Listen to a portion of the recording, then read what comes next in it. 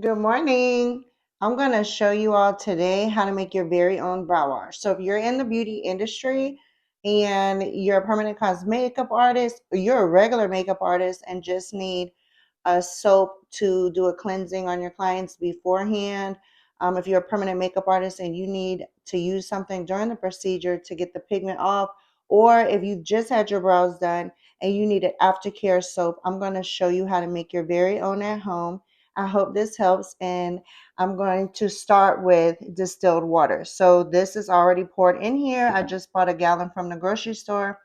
This is distilled water. This is very important to get distilled and not spring or tap water, because it's going to be on the shelf for a while if you make more than one. So you definitely want to use distilled. The next thing I use is Kurt's Castile soap, and I use the liquid form.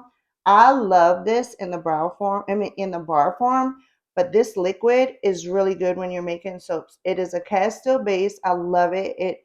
Castile is the only soap that I know of that leaves your skin squeaky clean at all times. So we love Castile soap. So we're gonna put a couple drops in here.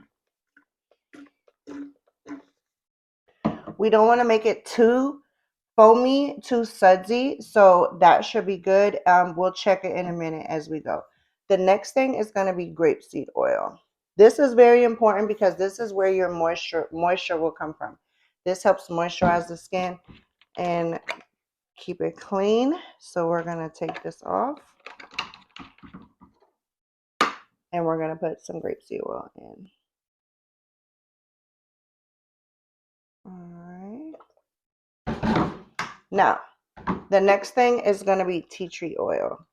I only use a few drops, but not only does this give it fragrance, but it's an antiseptic and healing agent to irritated skin.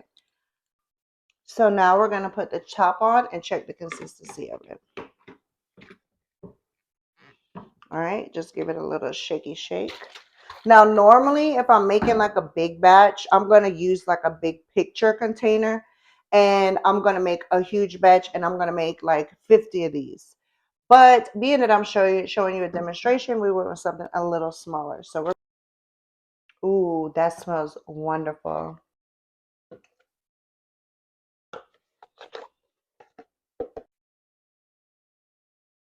And you're gonna pour it in each,